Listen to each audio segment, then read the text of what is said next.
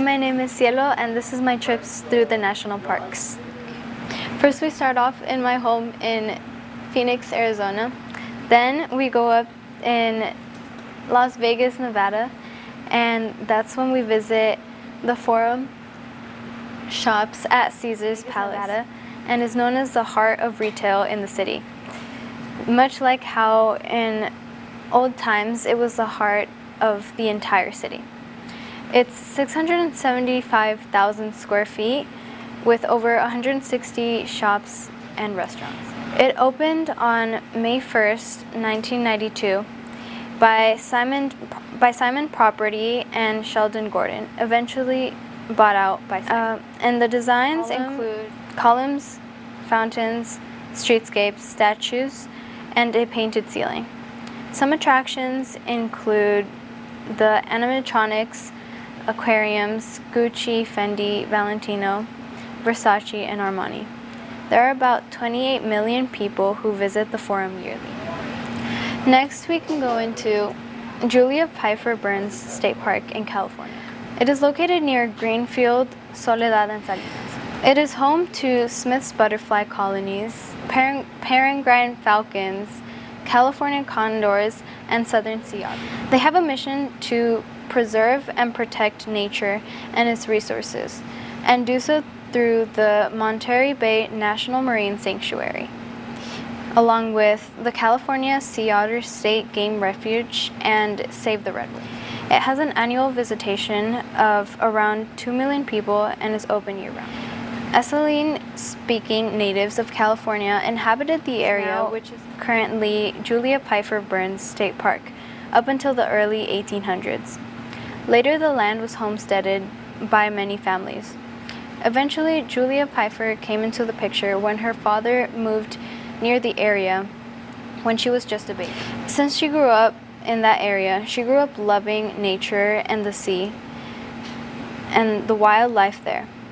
When Julia Pfeiffer got married to her husband, John Burns, they rented land from Lathrop Brown, a former congressman, and his wife.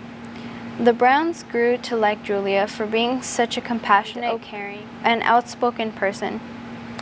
In 1992, they decided to donate Saddle Rock Ranch and decided to dedicate it to her as a state park with her name. The 131,983 acre park is located at Crescent City, California, and is home to spotted owls, black bears, and black-tailed deer. And the most famous of all there, the redwoods. Redwood National Park is humid with temperatures typically ranging from the 40s to the 60s degrees Fahrenheit, with occasional fog. The park is part of the Save the Redwoods League and California Coast Ranges Biosphere Reserve. The annual visitation there is around 700,000. Visitors can camp, drive through the parks, hike in the woods, and bike. The native people of this area include the Yurok, Tolowa, and Cholula, and have been there for thousands of years. Originally, not many newcomers paid much attention to the area until the gold rush, and that's when many people started moving here, using the redwoods to build. During this time, they cut down about 95% of the population of the redwoods.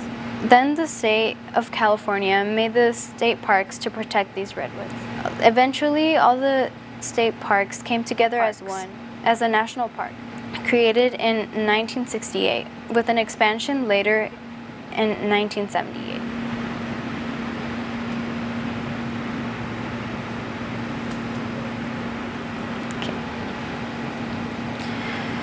Next, we have Ecola State Park. The beautiful beaches and scenery of Ecola State Park were discovered during the Lewis and Clark expedition. William Clark passed through the area and got to see the Tillamook burial canoes from what is now known as Tillamook Head. Tillamook Head is a high point in the park and is named after the Tillamook tribe whose ancestors resided there. Ecola State Park first became a state park in 1932 by gift, and over time began acquiring more and more land until the current 9 miles of coastline that makes it up. This coastline near Seaside, Oregon, includes sedimentary deposits, many muddy areas, and sites of active landslides. At this park, depending on the season, you can see elk, eagles, and blue whales. Ecola National Park works to protect the land and sea life from these threats. The state park has an average of more than 500,000 people visiting annually. People enjoy picnicking, surfing, tide pooling, and even simply observing wildlife in this area. Considering how near it is to the beach, many restaurants around here like to serve seafood. Our next stop is at Olympic National Park. It is located near Port Angeles. It started with 8 native tribes who lived there longer than they can even remember. Exploration began in the late 1800s, and the place instantly captured many settlers' attention. Because of this, preservation began with President Grover Cleveland, making it a national forest in 1897.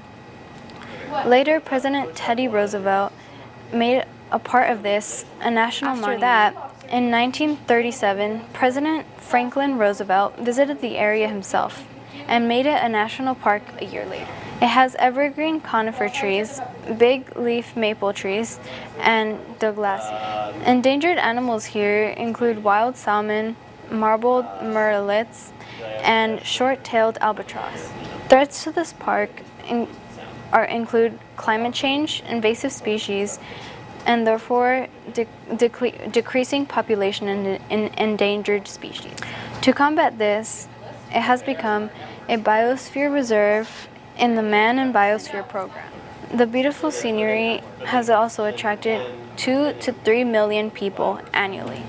A stop that I wanted to make is at Puget Sound because of its whale watching. The land around the sound was formed by tectonic plates crashing into each other. The sound has sheets of ice, and the melting ice from under the sheets is what is believed to have formed the sound. Over time, sea level change has caused submergence in some of the areas of the sound. Also affecting the sound is pollution, which tends to kill many marine creatures. The animals you will see here are sea lions, porpoises, and harbor seals. The most well-known here are orcas, or killer whales, humpback whales, and gray whales. They're here year-round. Places to eat on the sound are very nice and serve seafood. They also have amazing views, so you can enjoy these views and the tasty, delicious food. Next up, we have Yellowstone National Park. In the state of Wyoming, Idaho, and Montana, 2.2 million acre area was made the first national park in 1872. Going back 11,000 years, archaeology helps tell us about its history. The Tukudika are the most well-known native tribe at Yellowstone National Park. The first European expedition of the park was in 1870. 2 years later, it was established by President Ulysses S. Grant as a national park. Half of the world's hydrothermal features are here. The park has geysers, hot springs, mud pots, and steam vents. At Mammoth Hot Springs, there are active travertine terraces, and the park also has sites of petrified trees from a volcano from millions of years ago. A famous attraction is to see the eruption of Old Faithful, which is a glacier. Some of the animals in here include black-footed ferret, lynx, and gray wolves. The weather has average highs in the 70s and lows in the 40s in the summer with clear skies. Climate change has highly affected this area, along with invasive species and fires. Switching to renewable energy and operations have minimal impact on water, and a partnership with Greater Yellowstone/Teton Clean Energy Coalition has helped this national park. This park attracts over 3 million visitors annually, with hiking, biking, horseback riding, and the sightseeing. Next we have Theodore Roosevelt National Park. Theodore Roosevelt National Park is a park in North Dakota near Wadford City and is 70,446 acres, receiving almost 600,000 visitors annually. Before the 1800s, the people there were the tribes of the Sioux, Mandan, Hidatsa, and Crow. When Roosevelt visited the park, he was very fond of it, and he even had a ranch there. The area was important to him and inspired his conservation ethics. When he died, people wanted a memorial for him, and they wanted this to be the area of the memorial. It was later established a national park on April 25th, 1947 by President Truman. This park contains many fossils which have taught us about life back then. Animals here are bison, pharaoh horses, and snowy owls.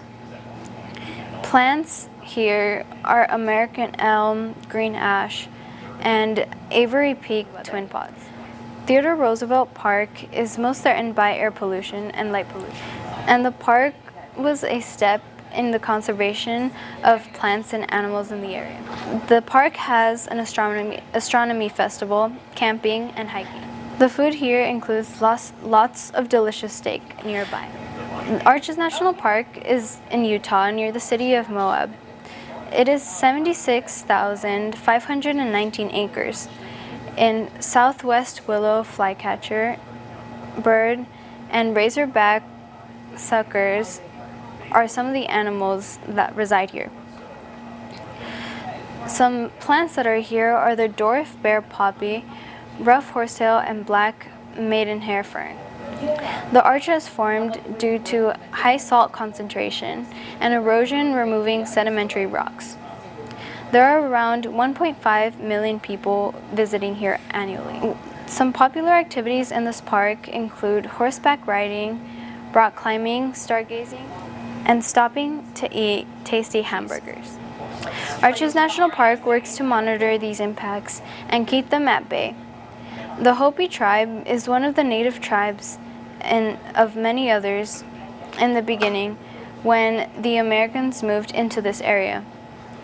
They had noticed the landscape of the area, and it gained more and more attention until eventually becoming a monument, then a national park, in 1971 by Congress.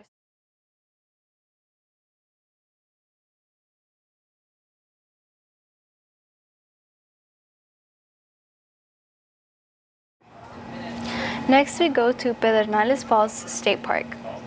This 5,212 acre park is near Johnson City in Texas and was acquired through private owners in 1970 and opened in 1971. The area was originally Apache and Comanche tribes who fought over it. It was ranching country after that, before Texas acquired the land.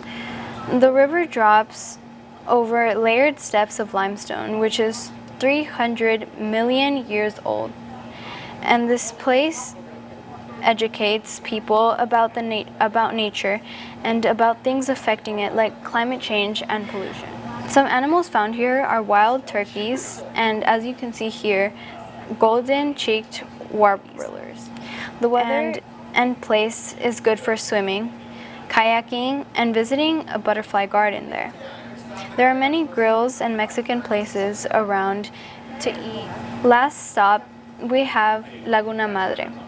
Laguna Madre is a lagoon in Texas that was formed around 3,000 years ago.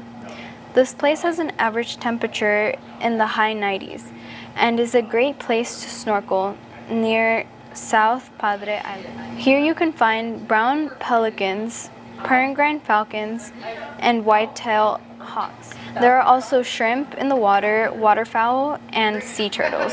This is a protected marine area. And from here we can go back home.